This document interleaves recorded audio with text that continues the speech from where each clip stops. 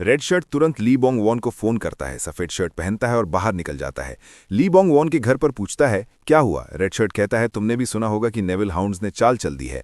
अब मुझे समझाने की जरूरत नहीं कि इसका क्या मतलब है। वे सिर्फ मुझे चाहते हैं। अगर वे मुझे ढूंढ नहीं पाए तो कोई ना कोई चाल जरूर चलेंगे। इसलिए मुझे तुमसे एक एहसान चाहिए, मेरी जगह किसी और को भेजो, किसी बहुत ताकतवर को, तुम्हारे पास जो सबसे ताकतवर है। सीन बदलता है, हम मानसू और उसकी माँ को देखते हैं। ली ने अपना सबसे ताकतवर आदमी सनबीम को भेजा है। सनबीम कहता है रेड शर्ट ने मुझसे मदद मांगी है। वो चाहता है कि तुम और तुम्हारी मां सुरक्षित यहां से निकल जाओ। तुम्हें अभी निकलना होगा। मानसू पूछता है अचानक क्या हो गया। सनबीम कहता है हाउंड डॉग्स रास्ते में हैं, वे तुम्हें ढूंढने जरूर आएंगे। बाहर बारिश हो रही है। मानसू की मां घबराकर पूछती है ये सब क्या हो रहा है। मानसू कहता है मां जैकेट ले लो, मैं बाद में सब समझाऊंगा।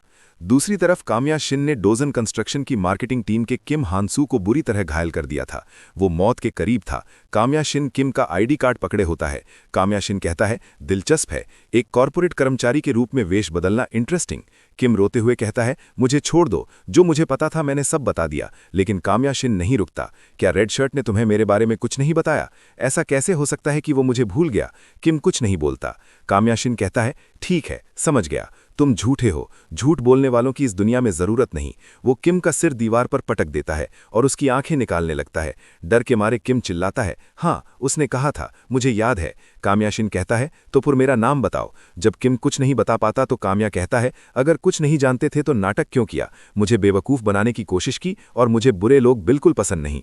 बारिश में सनबीम, मानसू और बाकी लोग भाग रहे होते हैं। अचानक छत से एक आदमी देखता है और कहता है इन चींटियों को भागते देखकर उन्हें कुचलने का मन करता है। ये वांगकाई था, हाउंड डॉग्स टीम से। तभी सनबीम और मानसू रुक जाते हैं। उनके सामने दो लोग खड़े होते हैं। छोटा आदमी कॉल पर कहता है ओ वांगकाई, हमें टारगेट मिल गया है, तुम्हारी कीमत वसूल हो गई। वो सनबीम की तरफ देखकर कहता है भागो मत, मुझे बुरा लगने लगेगा। ये आदमी वीरो ब्रदर्स का छोटा भाई डो वीरो होता है। रास्ता रोकते हुए डो वीरो सामने आता है और कहता है अब जब पकड़ लिए गए हो तो तैयार रहो। सनबीम समझ जाता है कि उन्हें पहले से ट्रैक किया जा रहा था। वो मानसू से कहता है अपनी मां के बारे में सोचो, निकल जाओ। मानसू मजबूरी में जाता हुआ कहता है मैं और लोगों को लेकर वापस आऊंगा। सनबीम जवाब देता है बाद में मिलते हैं। डो गुस्से में कहता है क्या वो भाग रहा है? इस रफ्तार से हम उसे खो देंगे। लंबा आदमी बोलता है डो आज संडे है, आज लड़ाई का दिन नहीं है। ये आदमी हाउंड्स डॉग्स की कॉम्बैट टीम का ओरका वीरो होता है। डो ओरका का कॉलर पकड़ते हुए चिल्लाता है क्या बकवास कर रहे हो? क्या तुम्हें पता है मैंने वाइस लीडर की पीठ पीछे जानकारी लेने के लिए वेन काई हो कितना पैसा दिया है? मानसू रेड शर्ट का दोस्त है, हमें उसे हॉस्टेज बनाना होगा। सनबीम मन ही मन सोचता है बड़ा आदमी कोई हरकत नहीं कर रहा, छोटा आदमी सबसे कमजोर है, मुझे पहले उसे संभालना होगा। वो अपने साथियों से कहता है तुम लोग अभी तक यहाँ क्यों खड़े हो? वे कहते हैं हम आपके साथ रहेंगे सर। सनबीम मुस्कुराकर कहता है मैं मना नहीं करूंगा, पहले छोटे आदमी को संभालूंगा फिर बड़े को। डो चाकू निकालते हुए चिल्लाता है अगर वो भाग गया तो ये तुम्हारी गलती होगी, जल्दी मरो कमीने। सनबीम भी अपने कोट से दो चाकू निकालता है, ये आसान नहीं होगा। दूसरी तरफ हम काले कपड़ों में एक आदमी देखते हैं, उसके सामने रेड शर्ट हाथ में चाकू लिए खड़ा होता है। वो आदमी कहता है ओ तुम आ गए, काफी समय हो गया। ये आदमी हाउंड डॉग्स की कॉम्बैट टीम का डो युइचन होता है, जो पहले डोसन कंस्ट्रक्शन का कर्मचारी था। युइचन अपने हाथ में पकड़े चाकू को स्टाइल में घुमाता है और अचानक रेड शर्ट की तरफ फेंक देता है। इसके साथ ही वो कुछ और चाकू भी फेंकता है, लेकिन रेड शर्ट किसी तरह बच जाता है। इसके बाद दोनों के बीच जबरदस्त लड़ाई शुरू हो जाती है। दोनों एक दूसरे के बराबर ताकतवर लगते हैं। दोनों अपने अपने चाकू वाले हाथ को पकड़े रहते हैं। तभी युइचन कहता है ये अभी साफ नहीं है, लेकिन अगर यही तुम्हारा बेस्ट है तो तुम मेरे हाथों मारे जाओगे। इसके बाद सीन दूसरी तरफ शिफ्ट होता है, जहां सनबीम और डो के बीच लड़ाई चल रही होती है। सनबीम मन ही मन सोचता है जोक्स ने कहा था कि ये कमजोर है, फिर ये इतना अच्छा मुकाबला कैसे कर रहा है? मैंने सोचा था कि वो लड़ाई के योग्य नहीं है, लेकिन वो बहुत तेज है। मैं उसकी स्पीड का मुकाबला नहीं कर पा रहा हूं, मुझे हर कदम बहुत ध्यान से रखना होगा। तभी डो गुस्से में सनबीम कर हमला करता है और चिल्लाता है अब बस भी करो, मेरे पास समय नहीं है। सनबीम बचते हुए डो के हाथों पर वार करता है, जिससे डो कुछ दूर जा गिरता है। वो अपने जख्म पकड़ते हुए कहता है मुझे चोट लग गई है, मैं मरने वाला हूं। सनबीम मन ही मन सोचता है उसने जानबूझकर मुझे और गहरा वार करने का मौका दिया। डो अपने हाथों पर लगे खून को देखता है और बोलता है खून बह रहा है, मैं डरा हुआ हूं। ये बिल्कुल वैसा ही है जैसे उस समय था, मैं ठीक वैसे ही डरा हुआ हूं जैसे तब था, मेरी मदद करो ओरका। तभी ओरका अचानक सनबीम पर हमला कर देता है। सनबीम अपने हाथों से ब्लॉक करता है, लेकिन हमले के इम्पैक्ट से वो पीछे जा गिरता है। ये देखकर सनबीम के साथी हैरान हो जाते हैं। डो चिल्लाता है, ओरका, मैं डरा हुआ हूं। सनबीम के साथी उसे उठाते हुए पूछते हैं, सर क्या आप ठीक हैं? सनबीम कहता है, मैं ठीक हूं, लेकिन मैंने ब्लॉक किया, फिर भी मेरी दाहिनी बाह और पसलियां टूट गई हैं। सब लोग भाग जाओ, जब तक भाग सकते हो। लेकिन उसके साथी कहते हैं, टीम, मुकाबले के लिए तैयार हो जाओ। क्या आप हमें कम आंक रहे हैं? उठो और लड़ो। अगर हमने यहां नहीं रोका तो प्रेसिडेंट खतरे में पड़ जाएंगे। चलो, हम में से हर किसी को कम से कम एक वार तो करना ही चाहिए। वे ओरका पर हमला कर देते हैं, लेकिन उनका एक भी वार ओरका को छू नहीं पाता। अपने साथियों को जख्मी होते देख सनबीम आगे बढ़ते हुए मन में कहता है, हम जीत नहीं सकते, हम इससे जिंदा नहीं निकल सकते। ये जानने के बावजूद तुम लोग कूद रहे हो। इस रफ्तार से सभी बलिदान हो जाएंगे और वो चाकू प्रेसिडेंट तक पहुंचेगा। रेड शर्ट, क्योंकि मैंने उसका दोस्त बचाया है, शायद वो बाकी सब संभाल लेगा। मैं सारा बोझ तुम पर नहीं डालूंगा, इसलिए चिंता मत करो। मैं भी अपनी तरफ से पूरा प्रयास करूंगा ताकि उनका बलिदान व्यर्थ ना जाए और वो चाकू प्रेसिडेंट तक ना पहुंचे। नीचे बैठा डो ये सब देख रहा होता है और मन ही मन सोचता है, जैसा कि डेटा में कहा गया था, वो केवल अपने पैरों का उपयोग कर रहा है। वो आक्रमण के लिए खास तौर पर डिजाइन किया गया हथियार जैसा है। क्या वो ओरका के खिलाफ बचाव करने की योजना नहीं बना रहा? इसके बाद सनबीम और ओरका की सीधी फाइट दिखाई जाती है। दोनों एक दूसरे के हमलों से बचते हैं। तभी सनबीम की स्पीड अचानक बढ़ जाती है।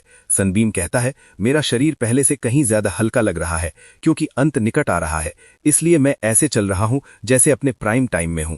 वो ओरका पर हमला करते हुए कहता है, अगर ऐसा है तो मैं ये कर सकता हूं। सनबीम का ब्लेड लगभग ओरका को छूने ही वाला होता है। तभी ओरका सनबीम के पेट में चाकू घोंप देता है और उसकी चोटी पकड़कर उसका गला काटने वाला होता है। तभी सनबीम को पुरानी यादें आती हैं। वो और प्रेसिडेंट बोंग वॉन जमीन पर लेटे होते हैं। सनबीम कहता है, जिंदा रहो, फिर भी जिंदा रहो। बोंग वॉन का नकली पैर और बैसाखी टूटी हुई दिखती है।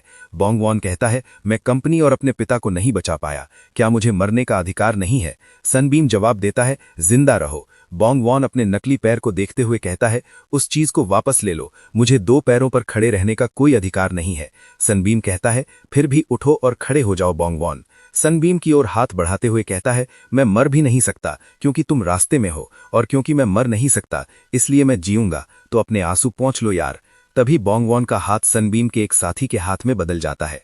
प्रेजेंट में सनबीम का वही साथी खुद पर हमला लेकर सनबीम को बचा लेता है।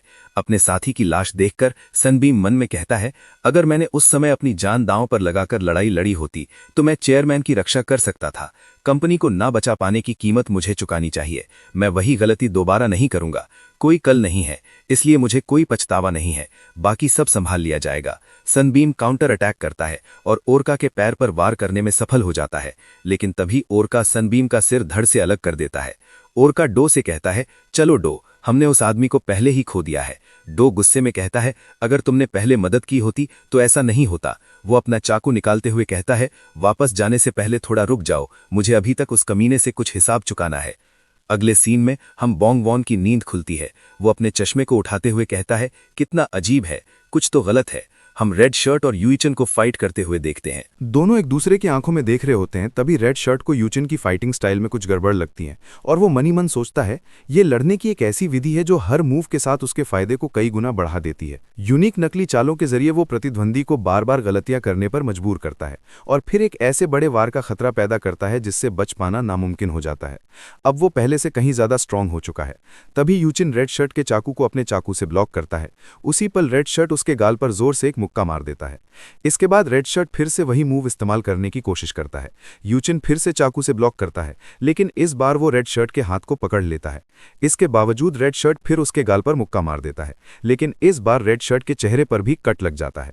इसके बाद दोनों एक दूसरे को घूरने लगते हैं। यूचिन खड़ा होता है और मन में सोचता है, मुझे ये नहीं करना चाहिए, लेकिन लगता है ये मजेदार होगा, और रेड शर्ट से कहता है, कंटिन्यू। इसके बाद सीन दूसरी तरफ शिफ्ट होता है, जहां कामिया और वांगकाई को देखते हैं। कामिया एक्सरसाइज कर रहा होता है और वांगकाई अपने मोबाइल पर कुछ सुन रहा होता है। तभी पता चलता है कि वो रेड शर्ट और यूचिन की बातचीत सुन रहा है। यूचिन की बातें सुनकर वांगकाई कहता है, कुछ गड़बड़ लग रहा है। वांगकाई की बात सुनकर कामिया सिन बोलता है, मुझे तो कुछ महसूस नहीं हो रहा। वांगकाई जवाब देता है, कुछ नहीं है सिन, अपनी स्ट्रेचिंग पूरी करो। रेड शर्ट के खिलाफ जीतने के लिए तुम्हें तैयार रहना होगा कामिया। सिन ठीक है कहकर स्ट्रेचिंग करने लगता है। वांगकाई मन ही मन सोचता है, रेड शर्ट के प्रति उसका जुनून बहुत ज्यादा है। वो क्या करेगा ये कोई नहीं बता सकता। जब वो यहाँ नहीं है तो मुझे डेड फेस को रिपोर्ट देनी चाहिए। यूचिन वहाँ क्या कर रहा है?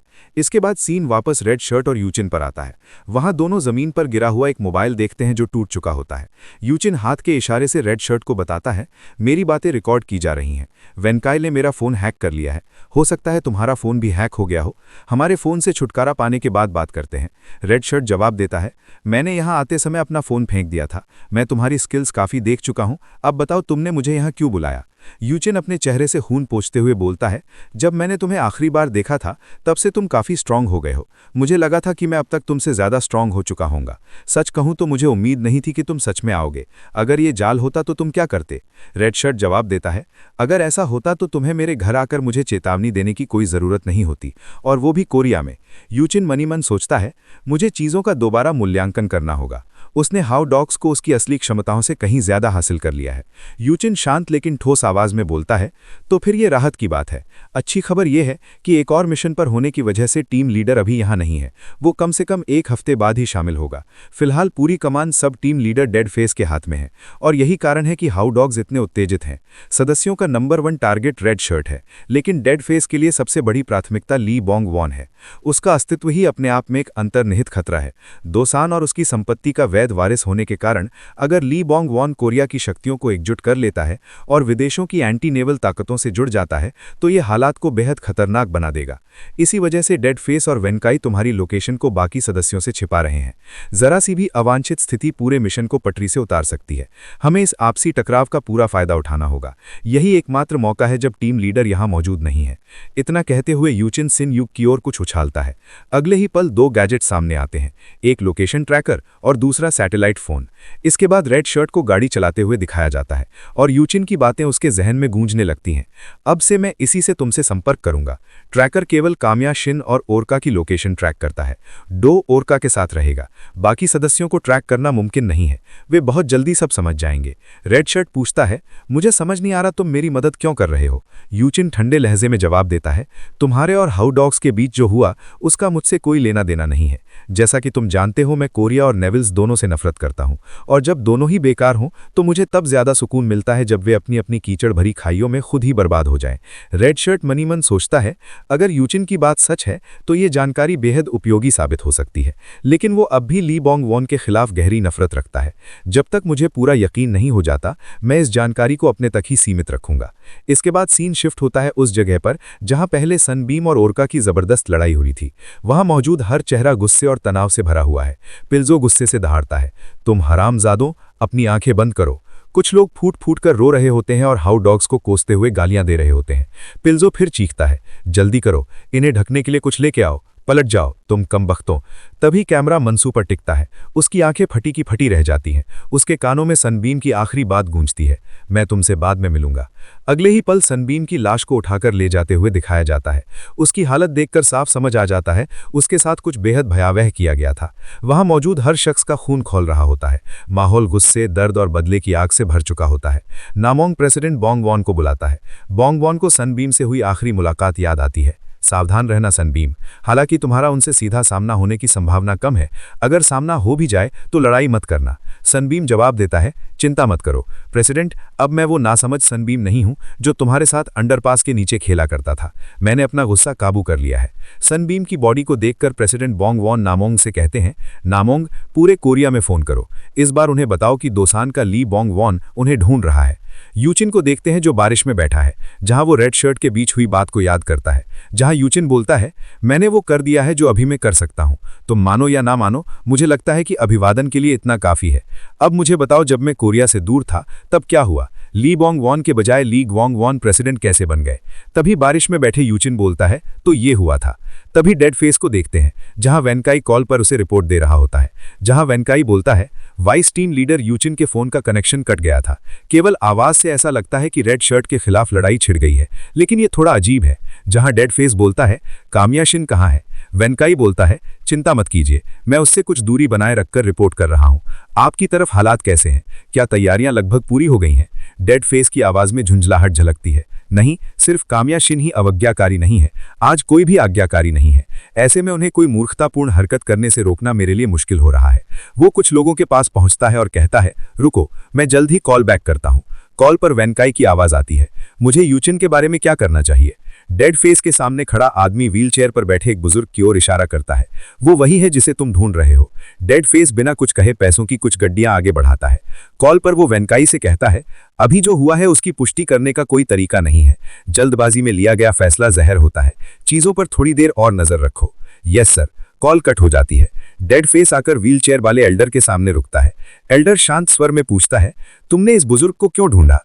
डेड फेस जवाब देता है, आपकी मौजूदा स्थिति में बिना अंगरक्षकों के घूमना खतरनाक है। एल्डर हल्की मुस्कान के साथ कहता है, क्या मुझे कभी तुम जैसे शौकिया लोगों से सुरक्षा की जरूरत पड़ी है? डेड फेस सीधा मुद्दे पर आता है, मैं साफ बात करूंगा। कृपया पूरी कोशिश करें कि एसोसिएशन इसमें शामिल ना हो। एल्डर की आंखें सख्त हो जाती हैं। ये धमकी है या कोई एहसान? एसोसिएशन न्यूट्रल है। उसका सिद्धांत है समझौतों और नियमों के अनुसार काम करना। अगर नेविल्स शांति को खतरे में डालते हैं तो एसोसिएशन कार्यवाही करेगा। डेड फेस धीमी लेकिन भारी आवाज में कहता है, क्या उन्हें कोरिया की शांति की परवाह नहीं है? अगर सी हक और ली ग्वांग द्वारा तख्ता पलट शुरू होने से पहले एसोसिएशन ने कार्यवाही की होती तो आज शांति बनी रहती। एल्डर गंभीर स्वर में बोलता है, वो घटना इतनी अचानक हुई कि हम तुरंत प्रतिक्रिया नहीं दे पाए। वो थोड़ा रुकता है, फिर आगे कहता है, क्या यह संभव नहीं कि ली ग्वांग ने नेविल की मंजूरी लिए बिना ये पूरा षड्यंत्र रचा हो? इसीलिए एसोसिएशन ने माना कि मौजूदा स्थिति में यही फैसला उचित था। डेड फेस बोलता है, मुझे लगता है कि आपने एसोसिएशन के मामलों में ज़रूरत से ज़्यादा दखल दिया है। ये सिर्फ हमारा मुद्दा नहीं है। अगर एसोसिएशन कोरिया में किसी भी चीज़ के खिलाफ कार्रवाई करता है तो ये नेविल्स और एसोसिएशन के बीच सत्ता संघर्ष में बदल सकता है। मुझे बस यही उम्मीद है कि महान एल्डर का निर्णय हालात को और बदतर नहीं बनाएगा। डेड फेस वहां से जाने लगता है, तभी एल्डर हल्की हंसी के साथ बोलता है, सेब पेड़ से दूर नहीं गिरता। जब चीज़ें तुम्हारे अनुसार नहीं होती तो तुम लोग सिर्फ धमकी देना जानते हो। मैं वही रास्ता चुनूंगा जिसे मैं सही समझता हूं। अगर तुम नहीं चाहते कि एसोसिएशन कार्रवाई करे तो इस मामले को ज़्यादा बढ़ने मत देना। डेड फेस चलते चलते कॉल करता है, क्या तुम तैयार हो? सीन शिफ्ट होता है चाइना टाउन में। वहां एक महिला बात कर रही होती है, ब्लैक गोल्ड क्लैन के लीडर लिन शियाओ। वो डेड फेस से कहती है, ये थोड़ा बोझिल काम था। ऐसे बहुत से लोग थे जिन्हें आप चाहते थे कि हम ढूंढें, लेकिन हमने पूरी सावधानी बरती। आखिर आप वेंकाई के दोस्त हैं। कोरिया में नेविल के सभी सदस्यों को इकट्ठा कर लिया जाना चाहिए। डेड फेस बिना हिचक कहता है, सबको बुलाओ तय जगह पर, मैं पैसे छोड़ दूंगा। सीन कट होता है कामिया शिन पर। वो वेंकाई से पूछता है, रेड शर्ट के ठिकाने के बारे में अभी भी कुछ पता नहीं चला?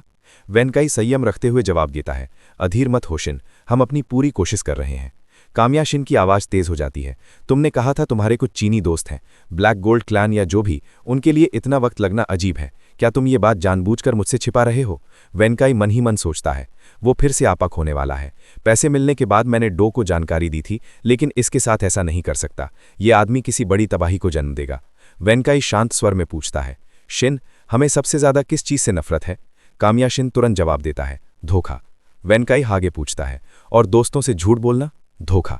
वेंकाई कामिया शिन के कंधे पर हाथ रखता है, मेरी तरफ देखो शिन, क्या मैं तुम्हें रेड शर्ट जैसा लगता हूं? कामिया शिन थोड़ी देर चुप रहता है, फिर कहता है, नहीं।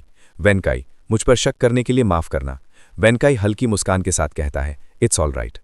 उसी वक्त कुछ लोग उनके पास आ जाते हैं। बीच वाला आदमी बोलता है, वे ऐसे व्यवहार कर रहे हैं जैसे हम यहाँ हैं ही नहीं। वेंकाई उनकी ओर देखते हुए कहता है, तुमने सुना, हमारा शिन गद्दारों से सबसे ज्यादा नफरत करता है। गुआंग वॉन के साथ जो हुआ उसका बदला लेने का ये तुम्हारा मौका है। तभी उन लोगों में से एक सफेद कपड़ों में खड़ा आदमी आगे बढ़ता है और तिरस्कार से बोलता है, तुम हमें बेवकूफ़ समझते हो? क्या तुम चाहते हो कि हम बिना पैसे के तुम्हारा काम करें?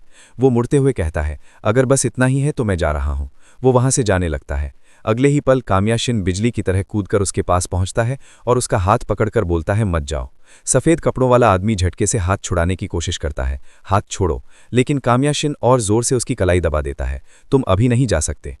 दर्द से कराहते हुए सफेद कपड़ों वाला आदमी अपनी जैकेट से चाकू निकालता है और उस पर चाकू से हमला करता है। कामिया शिन फुर्ती से साइड में हटता है और उसी पल सफेद कपड़ों वाले आदमी के गाल पर जोरदार मुक्का जड़ देता है। धमाक। वो आदमी वहीं ढेर हो जाता है। ये देख उसके साथ आए लोग हक्का बक्का रह जाते हैं। कामिया शिन झुककर उसे बेल्ट से पकड़ता है और जैसे कचरा हो उसे दूर उछाल देता है। फिर वो शांति से पीछे मुड़कर वापस चलने लगता है। ये देखते ही सफेद कपड़ों वाले आदमी के साथी चाकू निकालकर उसकी मदद को दौड़ने वाले होते हैं। तभी वेंकाई ठंडे लहजे में बोलता है, अगर तुम उसे बाहर निकालने जा रहे हो तो ये मेरे लिए शर्म की बात होगी, लेकिन उसके लिए शानदार। और अगर तुम अभी के लिए ये सब छोड़ देते हो तो ये मेरे लिए शानदार होगा, लेकिन उसके लिए शर्मनाक। तो फैसला किसका होगा? ये सुनकर कामिया शिन के होठों पर एक हल्की मुस्कान आ जाती है। उसी पल सफेद कपड़ों वाला आदमी लड़खड़ाते हुए खड़ा हो जाता है।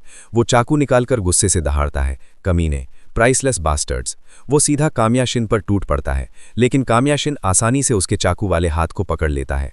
एक तेज मोड़, हड्डी चटकने की आवाज़, फिर वो उसके सीने पर जोरदार मुक्का मारता है और कहता है, आमतौर पर लोग 3 से 4 वार ही झेल पाते हैं, तुम कब तक झेल पाओगे। वो उसे लगातार मारने लगता है। सफ़ेद कपड़ों वाले आदमी के साथी बस देखते रह जाते हैं, सन्न, डरे हुए। तभी वेनकाई आगे बढ़कर बोलता है, अब मुख्य मुद्दे पर लौटते हैं। हमें लोगों की ज़रूरत है। हम चाहते हैं कि अगर आप हमारे काम का कुछ हिस्सा अपने कंधों पर ले लें तो बहुत अच्छा होगा। मैंने सुना है कि कोरिया में आपकी अच्छी खासी ताकत है ना? तो तुम हमारी मदद कर सकते हो। कामयाशिन को देखा जाता है, वो अपने भीगे बालों को कपड़े से पोंछ रहा होता है। उसके पीछे वेनकाई फ़ोन पर बात कर रहा होता है। कॉल पर ब्लैक गोल्ड क्लैन के लीडर लिन शियाओ की आवाज़ आती है, तुम्हें अंदाज़ा है तुमने क्या कर दिया है? ली बोंगवॉन अपना मूव पहले ही शुरू कर चुका है। वेनकाई चौंकते हुए पूछता है, तुम्हारा क्या मतलब है?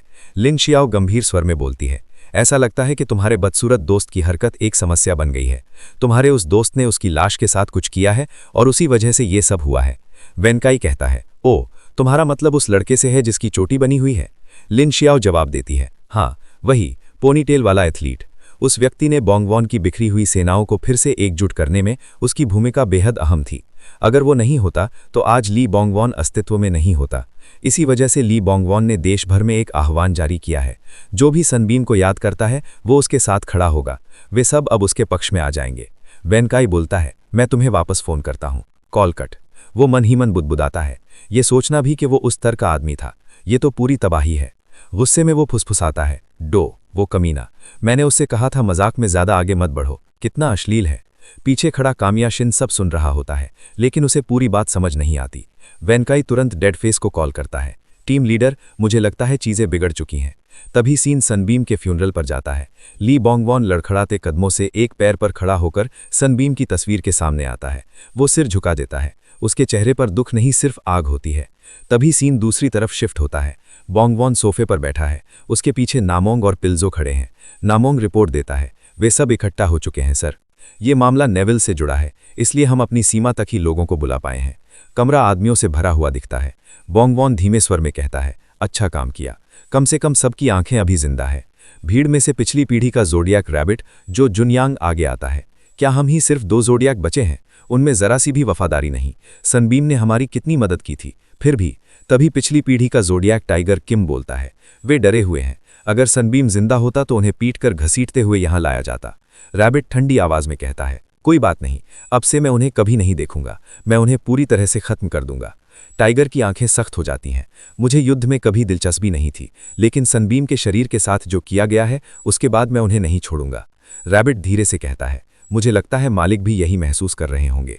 मैंने सोचा था उस घटना के बाद वो पूरी तरह टूट चुका है, लेकिन अब जब मैं उसे देखता हूं तो लगता है वो पूरी तरह वापस आ गया है। तभी ली बोंगवॉन अपनी नज़र उठाता है, आप सब डिटेल्स पहले ही सुन चुके होंगे। हम जीतने की स्थिति में नहीं है, हमारे विरोधी नेविल्स हैं। कमरे में सन्नाटा छा जाता है। जो लोग इसके लिए पूरी तरह तैयार होकर यहाँ नहीं आए हैं वे अभी जा सकते हैं।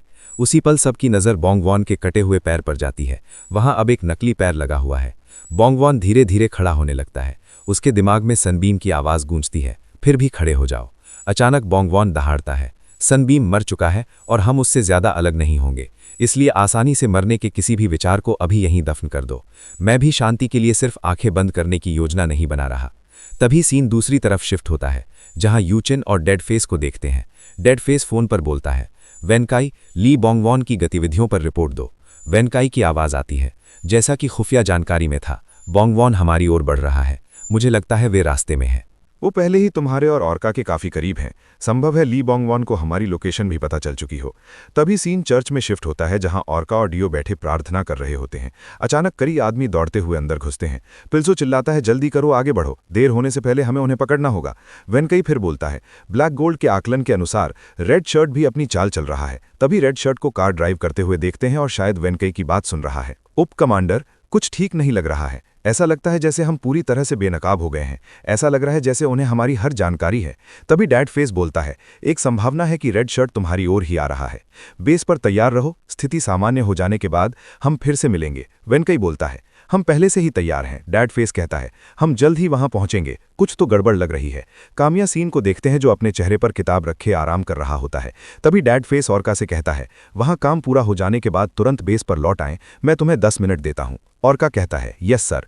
उसके सामने कई लोग तैयार खड़े होते हैं। तभी सीन डैड फेस पर जाता है जहां डैड फेस और यूचिन के सामने पिल्जो, ज़ोडियाक रैबिट, ज़ोडियाक टाइगर और ढेरों लोग खड़े हैं। यूचिन धीमे से कहता है, बहुत लोग हैं। Vice team leader dad face गंभीर स्वर में बोलता है, यूचिन तुम्हें यहां एक चेतावनी दूं, ये तीसरी बार नहीं होगी। यूचिन उसका मतलब पूरी तरह नहीं समझ पाता। तभी पिल्जो की नज़र यूचिन पे पड़ती है। वो एक हाथ में हथौड़ा दूसरे में चाकू उठाता है और दहाड़ता है, तैयार हो जाओ, डरो मत, मैं आगे हूं। वो सीधे डैड फेस की ओर दौड़ते हुए उस पर हमला करता है। डैड फेस आसानी से बच जाता है और अपने कोट से चाकू निकालते हुए बोलता है, मुझे पसंद है तुम्हारी लड़ने की स्पिरिट। उसी पल चारों ओर से सभी लोग यूचिन और डैड फेस पर हमला करने के लिए आगे बढ़ जाते हैं।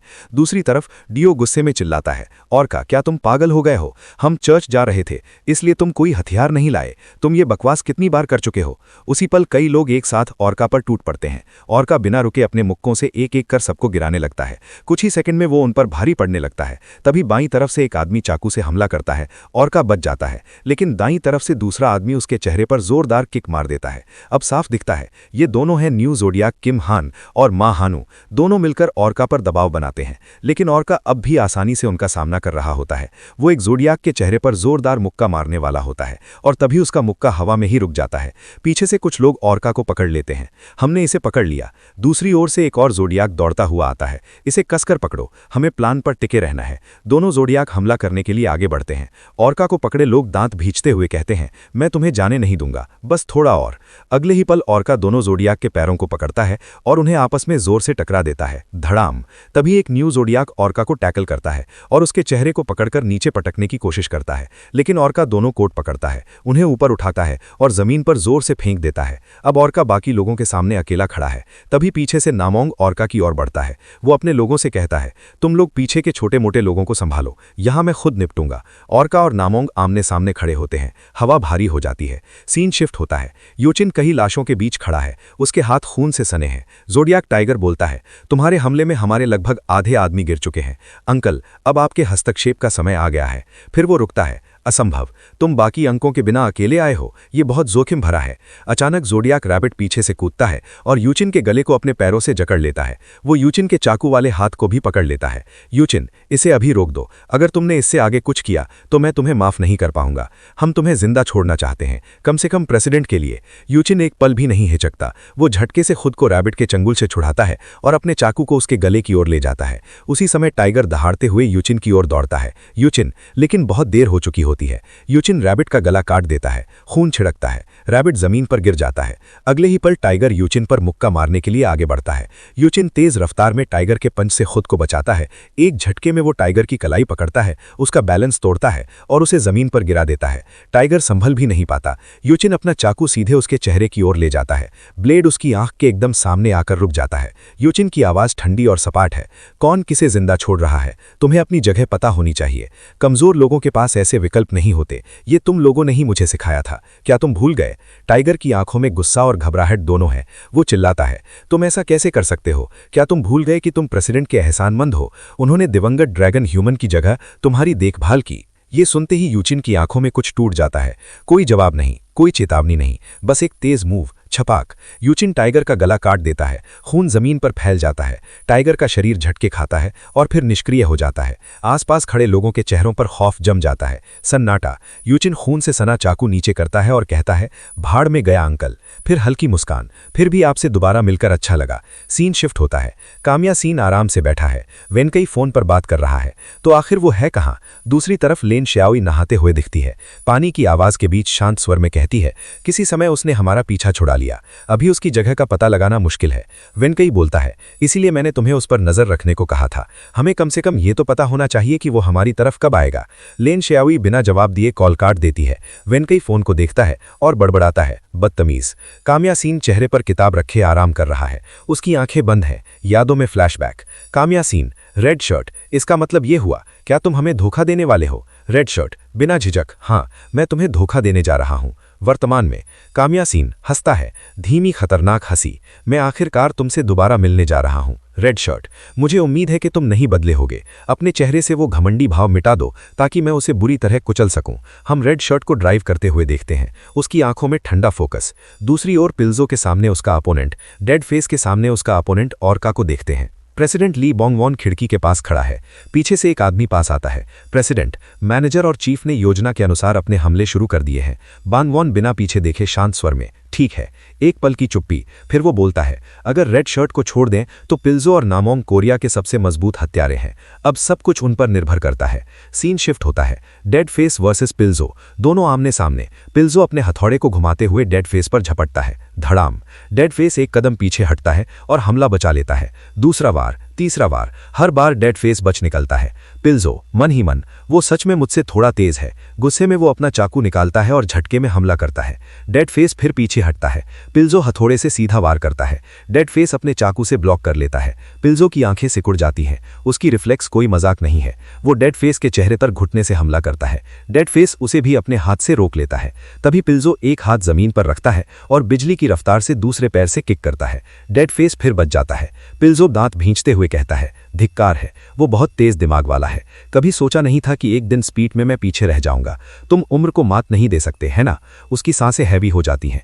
इससे पहले कि मेरी सहन शक्ति जवाब दे जाए, मुझे अपना सब कुछ झोंक देना चाहिए। सीन शिफ्ट होता है। नामोंग वर्सेस ऑर्का, दोनों आमने सामने खड़े हैं। पीछे डियो बाकी लोगों पर चाकू ताने चिल्लाता है, करीब मत आना।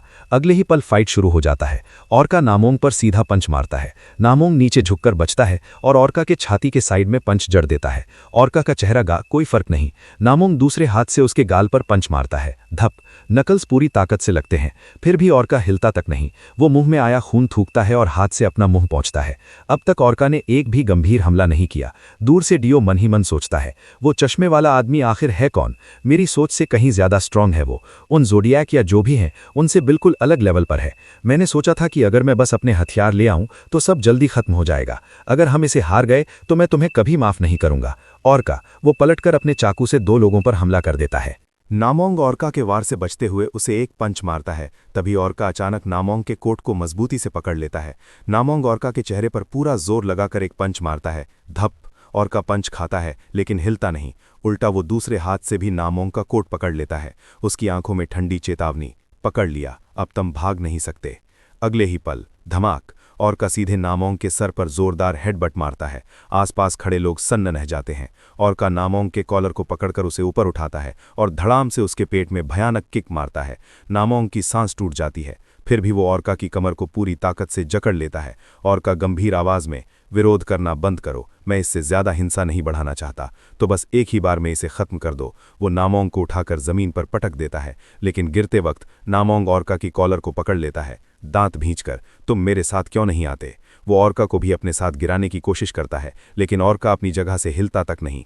एक हाथ से नामोंग को थामे हुए फिर उसे ऊपर उठाकर सीधे जमीन पर धड़ाम से दे मारता है। ऑर्का ठंडी नजर से देखते हुए, मैंने कहा था मैं और सहन नहीं करूंगा। तुम लोग हमेशा क्यों एक साथ मरने पर तुले रहते हो? वो नामोंग की ओर धीरे धीरे बढ़ता है। तभी सीन डेड फेस और पिल्जो पर जाता है। डेड फेस नीचे गिरे अपने चश्मे को उठाता है। उसके हाथ में एक गन है। सामने पिल्जो खून से लथपथ खड़ा है। तभी पिल्जो बोलता है, वो आंखें, तो तुम भी उनमें से एक हो।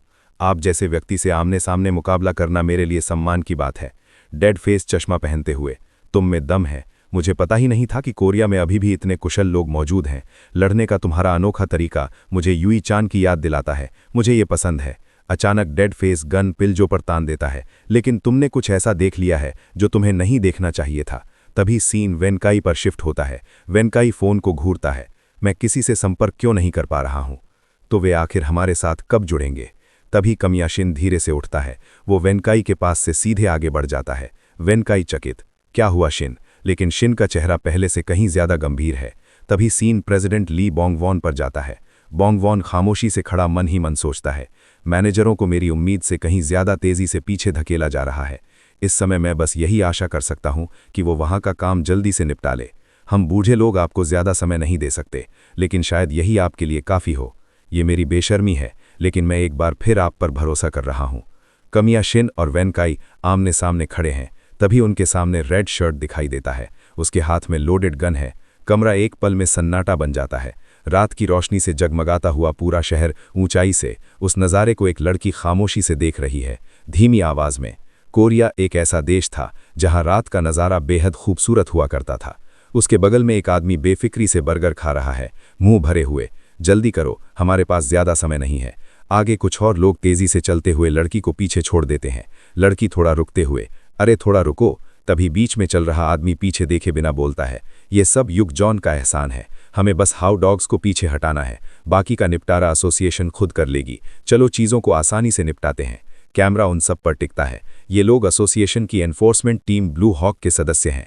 प्रेसिडेंट ली बोंग वॉन फोन कान से लगाए खिड़की के पास खड़ा है, गंभीर आवाज में बात करता है। सर, क्या ये सच है कि हाउ डॉग्स कोरिया में आ गए हैं? दूसरी तरफ व्हील चेयर पर बैठे एक बुजुर्ग युग जॉन एसोसिएशन के पूर्व सीनियर मेंबर, वो शांति से बोलते हैं, हाँ, एक नकाबपोश आदमी आया था और एक चेतावनी छोड़ गया। उन्होंने कहा कि अगर हम इसमें शामिल होते हैं तो नेविल्स के साथ टकराव होकर रहेगा, लेकिन चिंता मत करो, एसोसिएशन इस मौके का इस्तेमाल कोरिया और नेविल्स को अलग करने के लिए करेगा। अगर प्रतिद्वंदी संगठन कमजोर होता है तो फायदा हमें ही होगा। बोंग वॉन धीरे से बोलता है, लेकिन विरोधी नेविल्स हैं, उनके पास जरूर कोई जवाबी चाल होगी। युग जॉन सिर हिलाते हैं, बिल्कुल, मैंने सुना है कि हाउंड्स का नेता बातचीत के लिए एसोसिएशन मुख्यालय जा रहा है, हमें उससे तेज चलना होगा। अगर ये मौका गया तो हमें एसोसिएशन की मदद के बिना ही सभी शिकारी कुत्तों का सामना करना होगा। एक पल की चुप्पी, फिर वे दुनिया के 8 सबसे खतरनाक हत्यारों में से एक हैं। इवान कार्डेफ हाउंड टीम का नेतृत्व करता है। उस टीम का हर सदस्य अकेले 8 लोगों से लड़ने के लिए काफी है। किलर जगत में इसे सबसे सक्षम टीम माना जाता है। बोंग वॉन आंखें सक्रिय करते हुए, अगर हालात बिगड़े तो हम भी अपनी चालें चलेंगे। वे मशहूर हैं, इसमें कोई शक नहीं, लेकिन हमारे पास रेड शर्ट है। तभी सीन रेड शर्ट पर जाता है, जो कमिया शिन और वेनकाई के सामने खड़ा है। वेनकाई, मन ही मन, हमारे सटीक लोकेशन पर घात लगाकर हमला, मेरे बाकी साथियों पर भी लगभग उसी समय। अब शक नहीं रहा, यू चान हमें धोखा दे चुका है। कमिया शिन, शांत लेकिन सख्त, वेनकाई दूर रहो, तुम लड़ नहीं सकते। वेनकाई उसके कंधे पर हाथ रखते हुए, इसे पकड़ो। कमिया शिन बिना देखे बोलता है, ठीक है। रेड शर्ट, कमिया शिन पर देखते हुए, मन ही मन, क्या वाकई 9 साल बीत गए हैं? हम साथ पले बढ़े हैं, मैं उस रवैये को कहीं भी पहचान लूंगा। पिछली बार जब मैंने उसे देखा था उससे भी ज्यादा मजबूत हो गया है। कमिया शिन धीरे से अपना चाकू निकालता है। रेड शर्ट, आइए मुट्ठियों से मुकाबला करें। रेड शर्ट बिना भाव बदले, मैं थोड़ा व्यस्त हूं। कैमरा वेनकाई पर, वो बेंच के पीछे कवर लेते हुए सोचता है। ये सोचकर ही रोंगटे खड़े हो जाते हैं। ये अड्डा पहाड़ों की गहराई में स्थित है, इसलिए यहाँ हथियारों के इस्तेमाल पर कोई प्रतिबंध नहीं है और हमारे टीम के सदस्य यहाँ किसी भी क्षण आ सकते हैं। क्या उसे वाकई इतना भरोसा है कि वो अकेले ही मुकाबला कर सकता है? अगले ही पल कमिया शिन और रेड शर्ट एक साथ फायरिंग शुरू कर देते हैं। वेनकाई भी बिना रुके रेड शर्ट पर गोलियां चलाता है। रेड शर्ट गोलियों के बीच से फिसलते हुए वेनकाई पर पलटवार करता है। एक गोली सीधे वेनकाई के कंधे में धंस जाती है। वेनकाई मन ही मन सोचता है, जैसा कि उम्मीद थी, मैं बस ध्यान भटकाने के अलावा और कुछ नहीं हूं। रेड शर्ट अपना मैगजीन बदलता है, गन को लोड करते हुए बोलता है, अगर तुम दोनों हो तो मैं ठीक से लड़ सकता हूं, इसलिए मुझे सोचने की जरूरत नहीं है। कमिया शिन बेंच के पीछे कवर लेते हुए रेड शर्ट को देखता है। उसके शॉट्स की सटीकता अब भी वैसी ही है। मुझे दूरी कम करनी होगी। वो गन को मुंह से पकड़ता है, बेंच को उठाकर रेड शर्ट की ओर फेंक देता है और उसी के साथ तेजी से आगे बढ़ता है। रेड शर्ट बेंच पर फायर करता है। मन में सोचता है, वो नजदीकी लड़ाई शुरू करना चाहता है, लेकिन उसका कवर बहुत पतला है। कमिया शिन कवर से बाहर जंप करता है और रेड शर्ट पर लगातार फायरिंग करने लगता है। रेड शर्ट गोलियों से बचते हुए पीछे हटता है और बेंच को अपने पैर से रोक देता है। कमिया शिन उसी बेंच को पकड़कर ऊपर उछलता है और रेड शर्ट के चेहरे पर जोरदार किक मारता है। रेड शर्ट कुछ कदम पीछे खिसक जाता है। कमिया शिन उसके ऊपर फिर से फायर करता है। रेड शर्ट गोलियों से बचते हुए आगे बढ़ता है और अचानक चाकू से कमिया शिन पर हमला करता है। कमिया शिन बचते हुए उस पर गोली चलाने की कोशिश करता है, लेकिन रेड शर्ट उसका गन वाला हाथ पकड़ लेता है और गन का मुंह ऊपर की ओर मोड़ देता है। गोली आसमान में चली जाती है। रेड शर्ट बिना रुके चाकू से वार करता है। कमिया शिन किसी तरह बचता है और हाथ छुड़ाने की कोशिश करता है। रेड शर्ट चाकू सीधे उसके गन वाले हाथ में घोंप देता है। दांत भींचकर कमिया शिन गन रीलोड करने की कोशिश करता है और फिर से निशाना साधता है। रेड शर्ट उसका हाथ नीचे मोड़ देता है। गोली जमीन में धंस जाती है। रेड शर्ट फिर से चाकू से हमला करता है। कमिया शिन पीछे हट जाता है। कमिया शिन पूरी ताकत से उसकी छाती पर लात मारता है। पीछे उछलते हुए ट्रिगर दबाता है, लेकिन गन खाली है। कमिया शिन रीलोड करने की कोशिश करता है। तभी रेड शर्ट ठंडी और बेरहम आवाज में कहता है, कमिया शिन, तुम बंदूक में अच्छे नहीं हो, अपनी खंजर निकालो, इस बार सच में लड़ते हैं। वेंकाई अपने जख्मों को दबाए खड़ा था, उसकी नज़र सामने चल रही लड़ाई पर जमी थी। रेड शर्ट और कमिया शिन आमने सामने थे। वेंकाई मन ही मन सोचता है, अगर मैं शिन की मदद के लिए गया तो मैं उसके लिए सिर्फ बोझ बनूंगा। मैं घायल हूं, लेकिन शिन क्लोज कॉम्बैट में बेहद खतरनाक है। मुझे तुम पर भरोसा है शिन। उसी पल रेड शर्ट और कमिया शिन की भिड़ंत तेज हो जाती है। रेड शर्ट चाकू से सीधा वार करता है, शिन पीछे झुकते हुए हमले से बच जाता है। रेड शर्ट के लगातार वार और शिन हरेक को आसानी से पढ़ रहा था, फिसल रहा था, बच रहा था। शिन के दिमाग में एक ही बात गूंज रही थी, मुझे दूरी को पूरी तरह समझना होगा, उसके तेज पैरों की पहुंच और मेरा परफेक्ट जोन। रेड शर्ट तेजी से क्लोज आता है और हमला करता है। शिन वार से बचते हुए उसके चेहरे पर जोरदार किक मारता है, लेकिन आखिरी पल में रेड शर्ट उसे हाथ से ब्लॉक कर लेता है। उसके दिमाग में गणना चल रही थी, शिन की प्रभावी दूरी 1 मीटर से ज्यादा नहीं है। उस दायरे के भीतर मैं एक भी हमला नहीं झेल सकता। रेड शर्ट शिन के हमलों को मोड़ रहा था, हर घातक वार से बच रहा था। कमिया शिन मन में सोचता है, ये मेरे हमलों को पढ़ रहा है। क्या मुझे इसे और पुश करना चाहिए? वो आक्रामक हो जाता है, लगातार वार करते हुए रेड शर्ट को पीछे धकेलता है। तभी रेड शर्ट अचानक शिन के बहुत करीब आ जाता है। शिन चौंक जाता है, क्या ये फिर से दूरी कम कर रहा है? ये उस रेड शर्ट की चाल नहीं है जिसे मैं जानता था, लेकिन फर्क नहीं पड़ता। शिन चाकू से उसके गले पर वार करता है। रेड शर्ट सिर झुकाकर बच निकलता है। शिन पैर से हमला करने ही वाला होता है, लेकिन रेड शर्ट पहले से तैयार था। वो चाकू से पलटवार करता है। कमिया शिन को खतरे का आभास हो जाता है। वो किक रोक देता है और पीछे हट जाता है। चाकू उसकी गर्दन को छूते छूते रह जाता है। कमिया शिन के माथे पर पसीना आता है। अगर मैं 1 सेकंड भी देर करता, मैं मर चुका होता। उसकी आंखों में अविश्वास है। इसमें ऐसी मूवमेंट्स हैं जो मैंने पहले कभी नहीं देखी। ये बदलाव सिर्फ वक्त के साथ नहीं आ सकता। कोरिया में किसी ने इसे ब्लेड का इस्तेमाल करना सिखाया है। कमिया शिन बोलता है, अगर तुम अभी भी पहले जैसे होते तो मैं तुम्हें कब का मार चुका होता। फिर हल्की हंसी के साथ, लेकिन ये भी बुरा नहीं है। तुम और मैं, हम दोनों कोल्ड स्टोरेज यूनिट में पले बड़े हैं, युद्ध के लिए डिस्पोजेबल प्रोडक्ट्स की तरह, संघर्ष क्षेत्रों के अनाथ। उस अंधेरी स्टोरेज यूनिट में हमने लिखना सीखने से पहले मारना सीख लिया था। कठोर ट्रेनिंग और ठंडी फर्श की आदत पड़ने के बाद वे सहने योग्य थे, जब तक वो घटना नहीं घटी और दोनों एक दूसरे पर अटैक करते हैं। तभी उन शब्दों के साथ कमिया शिन का फ्लैशबैक शुरू होता है। एक अंधेरी जगह, भूखे बच्चे। कमिया शिन जमीन पर बैठा है, उसके मन की आवाज, मुझे भूख लगी है। कई हफ्तों से कोई बड़ा नहीं आया, बिजली भी कट गई है, मेरा बचा खुचा राशन भी। तभी चीख, इसे दे, ये मेरा है। 2 लड़के राशन के लिए लड़ रहे हैं। एक चिल्लाता है, तुमने कल सब खा लिया था, मैंने तुम्हें देखा था। अचानक एक लड़का जमीन से पत्थर उठाता है, बस दे दे हरामजादे। पत्थर गिरता है, खून बहता है। उस दिन अंधेरी स्टोरेज यूनिट में पहली हत्या होती है। बदले हालात में बच्चे जल्दी समझ जाते हैं, अगर अभी नहीं खाया तो अगली बारी हमारी है। एक बच्चा खाते हुए चिल्लाता है, क्या देख रहा है, सिर नीचे रख और दफा हो जा। 3 बच्चे लार टपकाते हुए उसे देखते हैं। फिर पूरा कमरा पागलपन में बदल जाता है। हर कोई हर किसी पर टूट पड़ता है। कमिया शिन कान बंद करके बैठा है, आंखें बंद। सब पागल हो गए हैं, कल तक दोस्त थे। क्या मुझे जिंदा रहने के लिए उन्हें मारना होगा? मैं नहीं कर सकता। तभी कोई उसके हाथ को छूता है। शिन चौंक जाता है। एक लड़का जिसका चेहरा दिखाई नहीं देता, वो धीमे से कहता है, शांत हो जाओ, मैं बस उन लोगों को ढूंढ रहा हूं जो अभी तक पागल नहीं हुए। हर कोई डर में है, कुछ देर तक वे जिसे भी देखेंगे मारने की कोशिश करेंगे। अभी छिप जाओ, बाद में उस आदमी से चोरी करना जो सारा खाना जमा करेगा। इस तरह तुम अपने दोस्तों को मारे बिना जिंदा रह सकते हो। मैं अब बाकी बच्चों को बताने जाता हूं। ये कहते हुए वो मुड़ता है। शिन उसे रोक लेता है। रुको, अपना नाम बताओ। वो रुकता है, नाम बताता है, लेकिन राइटर अभी उसे रिवील नहीं करता। वो बस इतना कहता है, मुझे उसी नाम से बुलाओ जिसमें तुम कंफर्टेबल हो। फिर प्रेजेंट सीन की आवाज गूंजती है। वो लड़का जिसकी उपस्थिति इतनी धुंधली थी कि मुझे उसका चेहरा भी याद नहीं आ रहा था, उसने केवल उन ताकतवर लोगों को निशाना बनाया जिन्होंने सारा खाना जमा कर रखा था। वो एक साहसी इंसान था। उसके जैसे किसी व्यक्ति की तुलना में मैं छोटा और कमजोर था और खुद को और भी दयनीय महसूस करता था। लेकिन उसके शब्द गलत थे। उस जगह अगर मैं अपने दोस्तों को नहीं मारता तो मैं खुद मर जाता। अचानक शिन पर शीशे के टुकड़े से हमला होता है। शिन हाथ से शीशा पकड़ लेता है, खून बहने लगता है। एल्बर्टो, तुम ऐसा कैसे कर सकते हो? हम दोस्त थे। एल्बर्टो रोते हुए चिल्लाता है, मुझे माफ कर दो शिन, मुझे बस भूख लगी थी। तुम दूसरों के मुकाबले छोटे और कमजोर लग रहे थे। मेरे पास कोई और चारा नहीं था, बाकी लोग डरावने थे।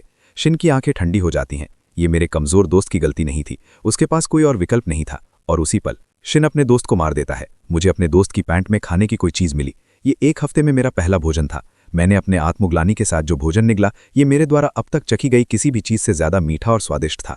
खाने के अंत तक मेरे अंदर गिल्ट का एक टुकड़ा भी नहीं बचा था, बस पेट भरने की खुशी थी। उसके बाद मैंने उस अंधेरे का आनंद लेना शुरू कर दिया। जब मैं भूखा होता, मैं जितना चाहता उतना खाता, और अपने दोस्तों का बलिदान देकर मैं उतना ही मजबूत बन गया जितना कि वो व्यक्ति जिसकी मैं कभी प्रशंसा करता था।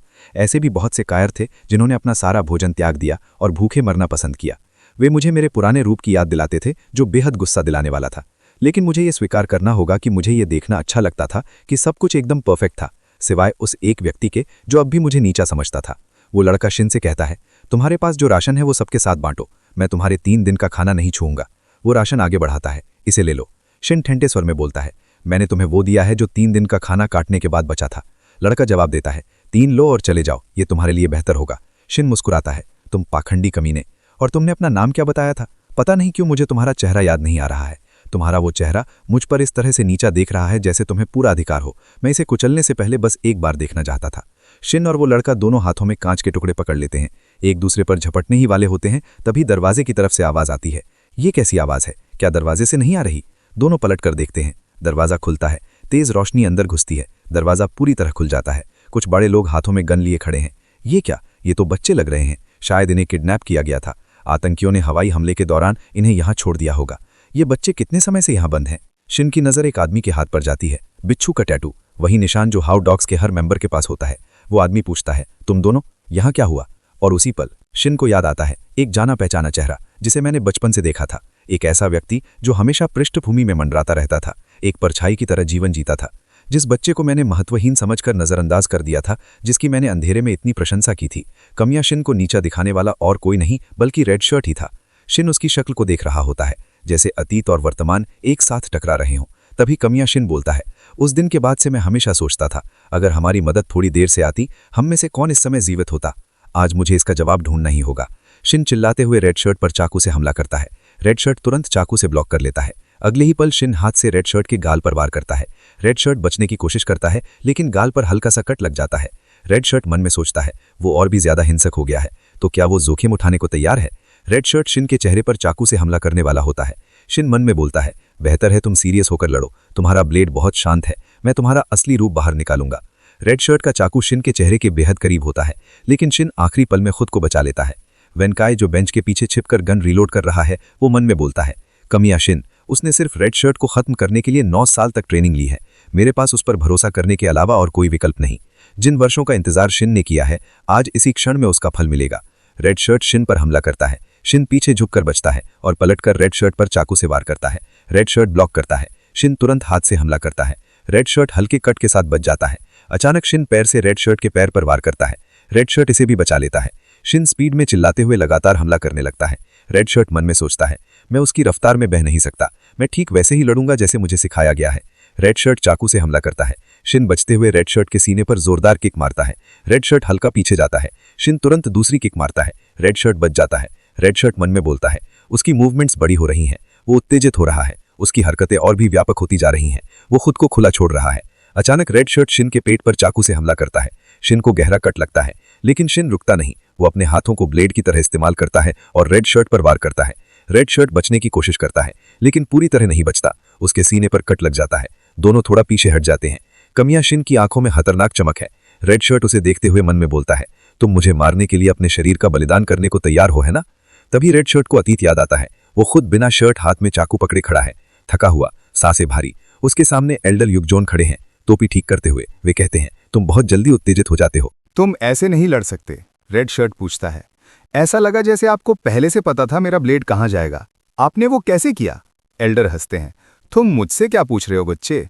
मैं बस बहुत ज्यादा स्ट्रांग हूं, या शायद तुम बस बहुत कमजोर हो। फिर गंभीर होकर कहते हैं, ये मजाक था, लेकिन तुम्हें महसूस करना होगा, हाउ डॉग्स जो एक दिन आएंगे, उनमें से अगर इवान कार्डिफ हुआ तो उसे मुझे मारने में 3 सेकंड से ज्यादा नहीं लगेंगे। इमोशन मोटिवेशन का अच्छा स्रोत हो सकता है, लेकिन उन्हें अपने ऊपर हावी मत होने देना। कोई भी बुल युद्ध करने वाला एक उत्साहित बुल से नहीं डरता। असल में खतरनाक वो होता है जो सही अवसर के लिए इंतजार करना जानता है। तभी एल्डर के पीछे एक फाइटिंग बुल की छवि उभरती है। सीन वापस प्रेजेंट में आता है। कमियां शिन जख्म खाते हुए रेड शर्ट पर अपने चाकू से हमला करता है। रेड शर्ट हमले से बचते हुए शिन के सीने पर वार करता है। शिन को हल्का सा कट लग जाता है। शिन मन में बोलता है, सोचो तो सही, मेरे ठीक सामने होने पर भी उसे कोई फर्क नहीं पड़ता। मेरा मजाक मत उड़ाओ। क्या तुम सिर्फ हाउ डॉग्स के कौशल स्तर का अंदाजा मेरे जरिए लगा रहे हो?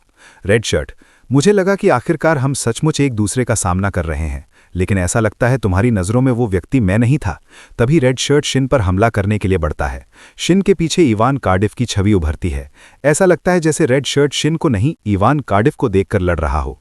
ये देखकर शिन का गुस्सा फूट पड़ता है। वो चिल्लाते हुए चाकू वाले हाथ से हमला करता है।